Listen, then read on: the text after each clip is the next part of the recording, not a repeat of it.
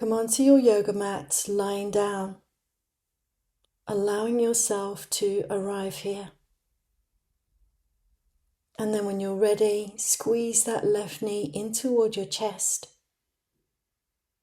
Take your right hand to the outside of the left knee and gently guide that knee over to the right side of your mat.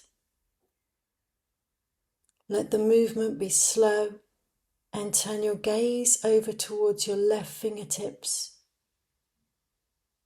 Allow the shoulder to feel heavy, not forcing it down, just letting it soften towards the ground. Notice the gentle rotation through the spine and how that lands in your body. And then come back through center, drawing both knees in towards your chest, extending the left leg down your mat. Take your right hand out toward the side and then take your left hand to the outer edge of that right knee and gently guide that knee over towards the left. Look in towards your right fingertips. Again, letting the breath move naturally, feeling the twist rather than forcing it. Slow, steady inhales and exhales. And then slowly come back to center, squeezing both knees in towards your chest. And now take your arms out into a T shape and gently release your knees over to the right.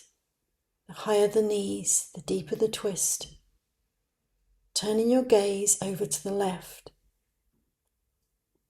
And if you want a little more here, keep your thighs together and extend that top left leg. Taking your right hand to the lower left leg and gently guiding it towards the ground to deepen a little further. As you inhale, find a sense of space through the spine. And as you exhale, allow yourself to soften just a little more.